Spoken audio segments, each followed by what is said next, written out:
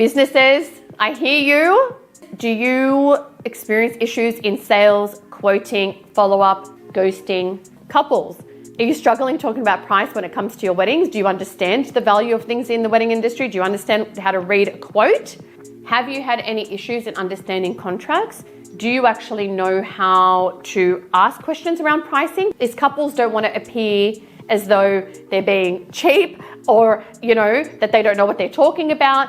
So more often than not, you have a couple who doesn't want to go in and go, oh, I didn't know that cost that. Or can you explain this to me? Because they don't want to appear to not have a clue how to plan a wedding. And then you have businesses who are like, I don't really want to talk about price too much because I want to form a connection with this couple and I don't want to freak them out by talking about price and starting with that. And so there is this battle talking about price. There is a battle talking about sales. Welcome to the Wedded Business Digest. I'm talking about a topic that nobody wants to talk about, but everyone wants to know, which is sales, contracts, and the art of actually closing clients and servicing clients in the wedding industry. We need to get our game on when we're talking about pricing, structure, and not comparing apples with apples online. Let's get brave, bold, and be serious about our business when it comes to pricing and sales in weddings. It's a pain point because we work in an emotional purchasing industry. So we are selling the idea of celebrating love. And that comes with a price. And people don't like to talk about the fact that they put a price on love, because what actually is that? The consumer is becoming more practical. They're becoming more well-versed. There's a lot of information online, but yet they're not actually accessing the tools and the information they need to make decisions around pricing. And there's a lot of noise around it. So the industry is too scared to talk about it. The couples are getting confused and perplexed by why things cost the way that they do. And so somebody needs to talk about it, and I'm going to talk about it. Ever wonder why there's so many different prices in the wedding industry and why couples are constantly comparing what they think is apples with apples? One, the industry takes advantage of emotional purchasing. There is this ideology that, it's a wedding, so they're going to charge you more. And there is this whole thought process around wedding tax. And then the other thing is, it's your day. Why are they charging that much? It's kind of like, why are people making money off your very important, very special day? And the economics of the wedding industry is that 99.9% of businesses in the wedding industry are for profit. 85% of the wedding industry is run by privately owned families or solopreneurs, which are solo entrepreneurs. The majority of these guys have incredible creative talents, and they've had to learn how to build the business side of things, how to price themselves in local markets, in global markets, and understand how to put packages and pitch decks and all these things together, right? When you're briefing two florists on your wedding, and florists who are creative and work with different floral arrangements and work with different structures and different ways of producing a floral arrangement, can come back with vastly different quotes for what you think is the same product. Unless you actually break it down in terms of the number of years, the experience, the delivery, the service, the care for the flowers, where they source their flowers from. Some florists, from a sustainability perspective, which is what I'm meant to be talking about, don't use things like Oasis because it's a material they don't want to be using. Some don't use plastics. Some use and create flowers in very sustainable ways. So understand who you're coming to, and the fact that if you get a quote for $5,000 or $15,000 for the same wedding, it can and more than likely is two completely different service offerings, whilst you have the same intention of I need 4 bouquets and florals on A, B, and C. The delivery of what that flower looks like and the arrangement can be different. Comparing that online and jumping in front of camera and saying, I got a quote for $5,000, $15,000, and $50,000, which, let me tell you, happens in this market for what you think is the same thing, it can be wildly different. Some florists can use silk flowers. And for those who are on a budget or more budget conscious, that is a really great option. For those who are looking for fresh flowers and they want whatever is in season, or if they're looking for things that are out of season, those flowers need to be imported. Do you know how much it costs to import flowers? These are the things that need to be considered. The more particular you are and the more you're set on a particular style, the less flexible the budget's going to be. Be very mindful, and I'm talking about things that are seasonal like food and like flowers, considerate of what is in market. And when you are working with an expert, they will say to you, these are other options that may be more viable to be able to deliver this. We really need to be educating our customers on what pricing methodologies actually look like in a service-based market. Because again, if you're going to that couturier and you're saying, I want this dress, and that has French lace on it, the cost of French lace per meter is far more expensive than something that you can get out of other parts of the world. So consider that when you're going in and you're asking for these things and you go, well, I can just buy a similar dress online for $2,000. Well, you can, but it's not going to be French lace. Pricing is a very challenging topic to talk about in this market. It is something that makes a lot of service providers very nervous to discuss. Just comparing Sydney prices with overseas prices, or comparing different destination prices, because when couples come to plan a wedding and they're looking at Lake Como versus Bali versus New York, for example, the price of goods in every capacity is different. So you do need to consider that. And this is where a planner comes into the fold who's worked in different markets that can actually say, well, to hire a venue here, the cost is this versus to hire a venue in other parts of the world. So you cannot compare prices for the same good in different markets. But thinking about, why did I get this quote from a florist that is 2 hours away for a local destination wedding versus a florist that is in Sydney, for example, and why the quote's so vastly different? Maybe it's got to do with delivery, costs, staffing, accessibility. There are so many things that need to be taken into consideration around cost of goods.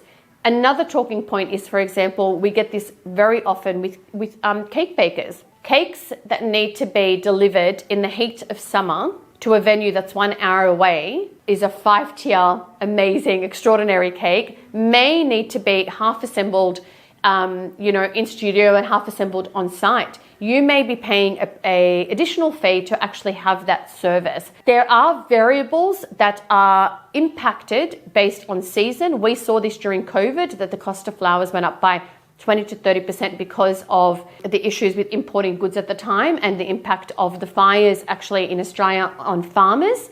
Seasons and weather do impact pricing, and when it comes to perishables. When it comes to photographers, for example, some people think, but I've just asked for an additional 2 hours, or I've asked for an on-the-day edit.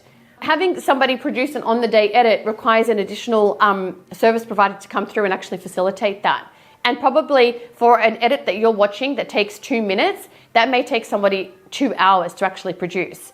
There's color grading that needs to take place. There's tools that need to be made available on site in order for that to happen. And those who are well versed in and understanding why they charge what they charge will explain that to you.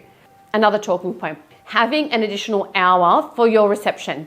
Why can't we just get an extra hour? Who cares? We're already here. That may require additional security. That may require bringing the cleaners in at a later time. That may require keeping staff on for a later time period. There may be noise restrictions where there needs to be a license required for that. There are so many things that need to be considered. You may then have a peripheral circumstance where you have service providers say, well, now that you've increased the venue time for an additional hour, I now need to push back my bump out. My bump out is getting my product out of the venue. So instead of bumping out at 11 p.m., bump out may now be at 1 a.m.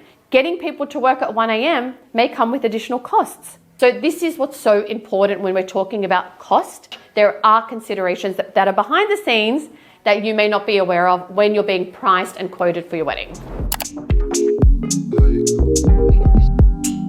So last week I was at a party and I met an amazing couple whose daughter's getting married in a couple of weeks. And the father, of course, pulled me aside and said, am I paying too much? Should I be doing this? Is this really how the industry works, or what's going on?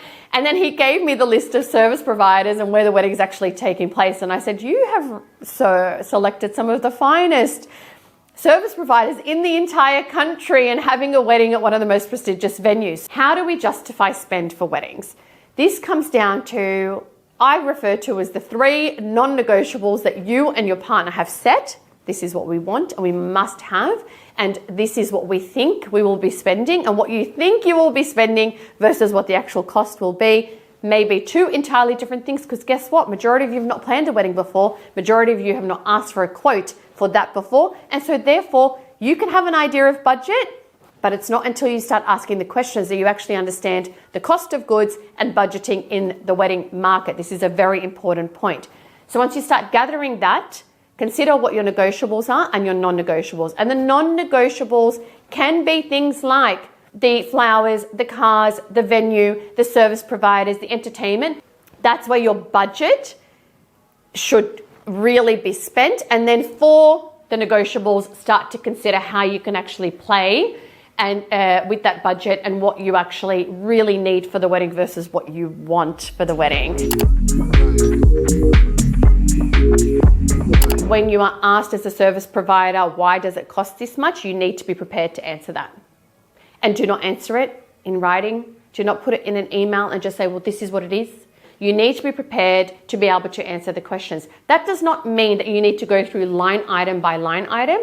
It means that you need to explain the cost of goods in general terms of your business and really be able to break down what that looks like. Now, when you are putting a proposal together, be very mindful of the fact that you may need to be flexible either way. You need to be clear. I want this client, so if I'm asked to drop the price, what value exchange can I add that I can get them over the line? I always say in the luxury market, try not to discount, value add, so you can actually make the client feel like you are willing to go that extra mile and have a few additional things that you can throw in that are not too costly for you that can make a world of difference to that client. So value adding is very important in the luxury space. If you start going down in price, you end up in price wars with other competing service providers, and it is a race to the bottom. So you need to be able to justify your price. You need to have reasoning. You need to be flexible. We also need to be communicating any updates or changes to price and let them know. This can go either way, particularly when it comes to perishable goods and when it comes to importing. If you are having troubles with invoicing as a wedding business, here are a few tips to consider. This is a big one. So yes, signed off on the quote, paid the deposit, and now when am I going to get my next payment? I've set my payment terms. I don't want to really be chasing this client. I'm not getting the payments in when they're meant to come in. Are my payment terms clear enough in my contract? Do I have the right follow-up process? How am I actually going about this as a business? You need to have what I believe is a CRM and a workflow to manage your invoicing, and you cannot just be relying on the memory of the customer to pay you. So you either set up calendar dates, you either set up workflows in email sequences, you have a CRM and a software that actually assists you in that follow-up process, and you make it abundantly clear. You don't just send the invoice and hope that they understand it.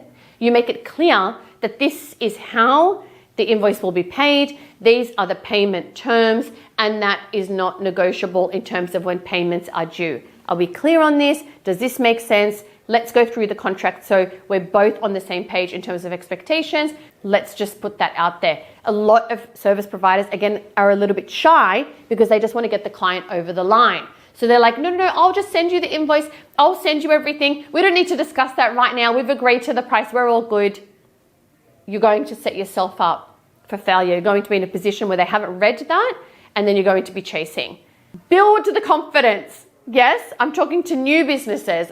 Build that confidence. Sit with a friend or a family member and say, I'm going to present you with the contract. Let me get trained on actually how to deliver this. These are the things that I want to be saying. This is how I need to go about doing it. I need to follow up in email with everything that has been discussed. I now have it in writing. Make sure that you have everything in writing in relation to payments, because this is one of the biggest issues in the wedding industry. And obviously this is where you can get accountants and lawyers involved in terms of your actual invoicing and in terms of your actual contract.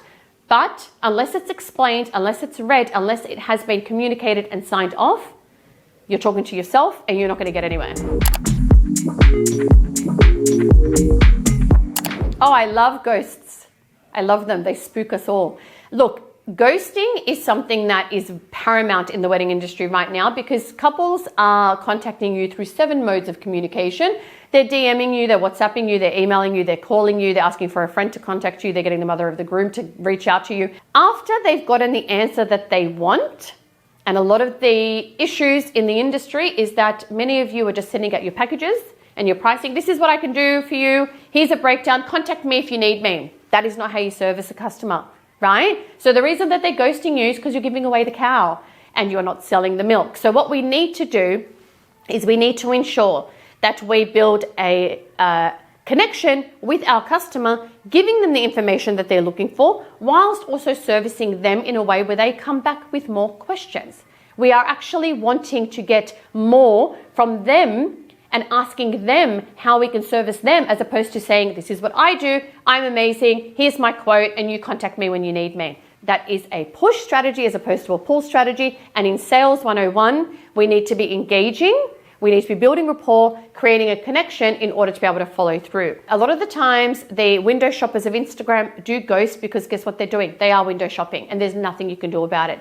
But if you've received a serious inquiry and it's come through your website or it's come through email and this person has followed you up and you have sent through your details and they have ghosted you, you need to go back and ask the question. Hi, Amanda. Just wondering if there's any other questions that you have in relation to the information that's been shared with you. We haven't heard from you for a couple of weeks. Would really appreciate whether you come back with a yes or no in terms of meeting moving forward. I recall you asking for A, B, and C. I would like to touch upon these points in our meeting because there's a lot of information that I need to share in relation to this. And I want you to know this for your wedding. You need to be able to approach the ghost. Don't be afraid of the ghost. Don't be afraid of the contract. Approach it and approach it head on using your expertise, your knowledge and your advice in order to be able to keep that customer engaged in what it is that you can do. And do not be afraid. And for the people that say to me, and this is probably the worst thing you can say to Wendy El-Khoury, I don't want to sound desperate. You're in business. This is a business, okay? You chasing or following up a customer does not make you desperate. It makes you a business owner. And teach your team this. It's about servicing, not selling. I want to be able to service that customer. That customer came to me and asked me a question, and I need to be able to service them. I want to give them the answers to their questions, and I want to be able to set up a meeting so we can discuss this further. There's no such thing as sounding desperate, and desperate following a ghost is, hi, can you please let me know if you want to go ahead with me? That's not how we follow up. There's a process in sales and a process in follow-up, and it's going to be my favorite masterclass on the Wedded Network. I can't wait. And let me tell you, we have an endemic situation in the industry where we actually have very slow follow-up processes post-inquiry for the reason that people want to go back with a super customized quote and they don't realize that just getting back to that person and saying, let's lock in a meeting, got your inquiry, or I'm just going to send you a couple of things which you've already prepared. You've got your templates ready for those types of inquiries. I'm going to send that over to you and let's lock in a time in the next week. Give them information, educate them through your response and get that meeting locked in order to be able to move forward. I want couples to tell us what they didn't understand so we can create further content around, guys, see this point in this contract, couples are not understanding this and therefore you're not getting paid. Or therefore, they're not understanding the total value of what's actually being quoted here. And miscommunication can be a massive issue when it comes to weddings. Majority of what you've agreed to is not delivered until the day of the wedding. So I've asked for this, on the day of the wedding I get this, and hopefully it marries up with my vision. The more that you can share in relation to briefing, in relation to mood boards, in relation to ideas of the process of what is actually going to be delivered, the easier it will be to deliver that with your eyes closed on the wedding day, knowing that you have met the client's requirements and that it's very clear that there's no angst or anxiety that should take place in relation to what is this actually going to look like on my wedding day. And something that the industry doesn't do, this isn't really related to price, is a follow-up and delivery of service, which I know is also sometimes challenging But getting that feedback will allow you to continue to improve your business in communication and in delivery of service for your clients. Not many businesses follow up and say, was everything at your expectations? They're too afraid to ask that question. There are ways to go about it. I want to learn everything that you loved. I also want to learn some of the things that I could have done to improve communication. Perhaps have a debrief like you would with any other client for 20 minutes post-wedding, after the honeymoon, once the dust is settled, to actually understand how the client felt during that process, and potentially things that you can implement from a communication perspective or from a service perspective that can make it easier for you to be able to service your clients moving forward. We need feedback loops in this industry. It's all, no, I want to keep everything really beautiful and lovely and amazing. I love that for you, but guess what? It's not how business works, and we need to get serious about our businesses this year.